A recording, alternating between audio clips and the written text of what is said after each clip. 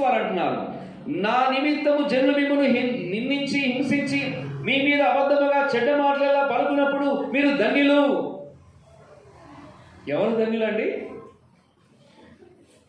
నా నిమిత్తం అంటున్నాడు ప్రభు. యేసే కొరకు నీవు బాధపడుతున్నావా? యేసే నమ్ముకోవడం వలన నీ బంధువులు నిన్ను దూషిస్తున్నారా? నీ ఇరుగు పొరుగు వారు నిన్ను దూషిస్తున్నారా? నిన్ను అవమానిస్తున్నారా? అయితే ప్రభు ఏమంటున్నాడు తెలుసా అండి?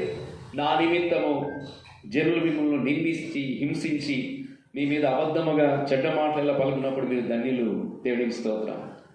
అవును, ఎందుకు ధన్యులంటే మరణము తర్వాత మరొక జీవితం అనేది మనకుంది. మరణంతో మన జీవితం అంతం కావటం లేదండి. గమనించండి, ఎవరైతే యేసయ్య కొరకు నిలబడతారో ఎన్ని శ్రమలు వచ్చినా, ఎన్ని అవమానాలు వచ్చినా, ఎన్ని నిందలు వచ్చినా, ఎన్ని శోధనలు వచ్చినా సరే ప్రభు వారి పక్షంలో ఉంటాడు. హల్లెలూయా. ప్రభు కోసం నిలబడే దేవుడి బిడ్డల కొరకు ప్రభు రాబోతున్నాడు. దేవునికి స్తోత్రం.